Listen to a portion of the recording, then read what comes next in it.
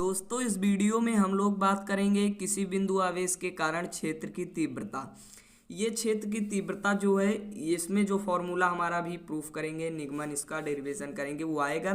उससे हम अक्षीय एवं निरक्षीय स्थिति पे हम यहाँ पे प्रूफ कर देंगे, क्योंकि इस फार्मूले का बहुत ज़्यादा ही वहाँ पे उपयोग पड़ता है। तो यहाँ पे पिछले वीडियो में हमने विद्युत क्षेत्र की तीव्रता क्या है, मात्रक, विमा वगैरह सब पढ़ लिए हैं। इस वीडियो में हम यहाँ पे देखेंगे इस क्षेत्र के कारण इसकी तीव्रता क्या है किसी बिंदु पर। तो इसके लिए यहाँ पे सबसे पहले ये फिगर मैंने बनाया, इसे चलिए समझते हैं कैसे। सबसे पहले यहाँ पे मान लेते हैं यहाँ पे कोई एक बिंदु है, कोई बिंदु या बिंदु आवेश, यहाँ पर भी कोई है। दोनों यहाँ पे थोड़ा यहाँ पे ले लेते हैं ताकि मान लेते हैं यहाँ पर है, तो छोड़े यहाँ पे। तो एक बिंदु मान लेते हैं यहाँ पर है, एक बिंदु यहाँ पर है और एक बिंदु यहाँ पर। तो यहाँ पे समान प्रकार के चार्ज होंगे दोनों पे, मान लेते हैं दोनों पे समान प्रकार के चार्ज है और इनके बीच की दूरी है r। तो मैंने आपको बताया था जो प्लस हो उसके कारण क्षेत्र की तीव्रता बाहर की ओर, जो माइनस होता है उसके कारण क्षेत्र की तीव्रता अंदर की ओर होती है। ये यहाँ पे रूल है वैद्युत बल रेखाओं का। तो यहाँ पे अब यहाँ पे देखिए, यहाँ पे मैंने बनाया, एक को क्यू माना, एक को माना क्यू नॉट। तो यहाँ पे इस प्रकार का मान लिया है, या आप क्यू नॉट मान लिया। फिर उसके बाद इसकी क्षेत्र की तीव्रता क्या होगी, इस पे बल कैसा लगेगा। तो बल इस पे लगेगा, चूंकि समान प्रकार के आवेश है तो प्रतिकर्षण लगेगा। मान लेते हैं ये प्रतिकर्षण इस ओर बाहर की ओर है, तो F इधर की ओर है। तो जिस ओर बल की दिशा होती है उसी ओर क्षेत्र की तीव्रता भी होती है। तो तीव्रता भी यहाँ पे इसी ओर हो जाएगी। मान लेते हैं इसकी यहाँ पे तीव्रता P बिंदु है, यहीं पर इसकी तीव्रता P है। इसे O मान लेते हैं, इसे कुछ भी A मान लेते हैं और इसे मान लेते हैं P है। इस पे क्षेत्र की तीव्रता हमें निकालनी है। तो यहाँ पे सबसे पहले इसकी पहले लैंग्वेज थोड़ा देख लेते हैं। सबसे पहले मान लेते हैं प्लस क्यू आवेश का, जैसा अभी मैंने बताया। यहाँ पे एक आवेश ऐसे माध्यम में रखा है जिसका परावैद्युतांक K है। परावैद्युतांक K है, परावैद्युतांक किसे कहते हैं हम अगले वीडियो में देखेंगे। यहाँ पे फिलहाल इतना समझिए, परावैद्युतांक K जो हमारा वहाँ पे कूलाम के नियम में आता है K वही है। तो यहाँ पे माना प्लस क्यू के कारण, जो यहाँ पे प्लस क्यू के कारण उत्पन्न विद्युत क्षेत्र O से R दूरी पर, एक बिंदु है O से R दूरी पर, यहाँ पे मैंने बताया भी था कि इसके बीच की दूरी ले लेते हैं R। तो इससे R दूरी पर एक बिंदु पर यहाँ पे हमें क्षेत्र की तीव्रता तो P है, जिससे R दूरी पर यहाँ पे एक बिंदु मान लेते हैं, ये P है यहाँ पे। तो ये P नहीं मानेंगे, यहाँ पे ये P है जिस पे हमें क्षेत्र की तीव्रता की गणना करनी है। तो इस पे क्षेत्र की तीव्रता ज्ञात करनी है। माना बिंदु P पर एक धन परीक्षण आवेश।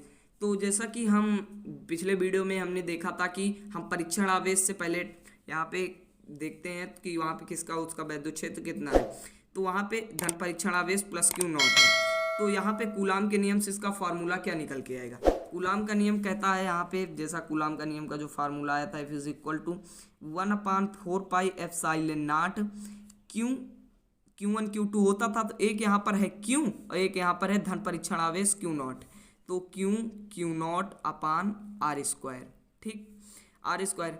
अब यहाँ पे हमें क्या करना है, यहाँ पे कह रहा P पर विद्युत क्षेत्र की तीव्रता। अगर हम P पर विद्युत क्षेत्र की तीव्रता देखें, विद्युत क्षेत्र की तीव्रता ऐसे लिख लेंगे, विद्युत क्षेत्र की तीव्रता P पर क्या हो जाएगी। यहाँ पे E इज इक्वल टू एक फॉर्मूला होता है F अपान क्यू नॉट। पिछली वीडियो में हमने पढ़ा था, वहाँ पे Q था, यहाँ पे क्यू नॉट, क्योंकि धन परीक्षण आवेश यहाँ पे ये है। तो यहाँ पे F अपान क्यू नॉट। अब हमें यहाँ पे F की वैल्यू मिल सकती है आसानी से। तो यहाँ पे F इज इक्वल टू, यहाँ पे F इज इक्वल टू हो जाएगा EQ, F is equal to EQ naught, और इससे इक्वेशन नंबर फर्स्ट मान लेते हैं। अब यहाँ पे जो कूलाम का नियम का हमारा फार्मूला है F इज इक्वल टू इतना इतना, इसको क्या करना है, हमें इसी में लाके ये वाली वैल्यू यहाँ पे EQ नॉट इस F के जगह पे रख देना है, क्योंकि F इज इक्वल टू क्या है, Q नॉट EQ है। F is equal to EQ की जब वैल्यू पुट कर देंगे तो EQ is equal to 1/4 pi epsilon naught Q naught upon R square. तो यहाँ पे ये Q नॉट था यहाँ पे, तो Q नॉट से Q नॉट जाएगा कट, और इज इक्वल टू हमारा जो फार्मूला बचा उसी को हम लिख लेते हैं, 4 पाई एप्सिलॉन नॉट Q/R²। और यही हमारा वैद्युत क्षेत्र की तीव्रता का जो है फार्मूला है, जहाँ पे E है वैद्युत क्षेत्र की तीव्रता किसी बिंदु पर, और ये तो कांस्टेंट है, Q कोई आवेश है जो वैद्युत क्षेत्र उत्पन्न कर रहा है हर दूरी पर। ये सब तो भी हमने देखा।